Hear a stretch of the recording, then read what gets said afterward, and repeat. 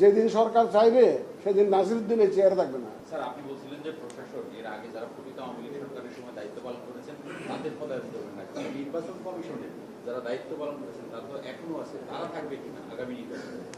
ভাই, আমার তো 5,700 কর্মকর্তা, এদেরকে কি কোথায় পাঠিয়ে দেবো? এদেরকে তাদের মধ্যে যারা স্বপ্রণোদিত হয়ে নিজের একদম স্ব উদ্যোগে ভোট জালিয়াতিতে যারা জড়িত ছিল, স্ব উদ্যোগে জড়িত ছিল, তাদেরকে তো অবশ্যই আমরা এই দায়িত্বে রাখবো না। এবং এটা আপনারা যেটুকু চিন্তা করছেন তার চাইতে বেশি সজাগ আছি আমরা। কারণ এবং আমি বিশ্বাস করি, ওই যে সেদিন কোথায় জানি বলেছিলাম যে ভাই কর্তার ইচ্ছে কীর্তন করো, তো তারা দেখেছে কর্তা কোন দিকে যায়।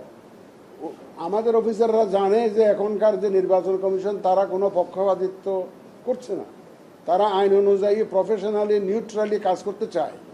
এবং আমার বিশ্বাস আমার অফিসাররা আগের মতো সেরকম আগে করেছে, যেহেতু আগে চেয়েছে, আগে নির্বাচন কমিশন থেকে অনেকে চেয়েছে, আগে সরকার চেয়েছে, কিন্তু আমাদের তো এখন সেরকম কোনো সমস্যা নেই।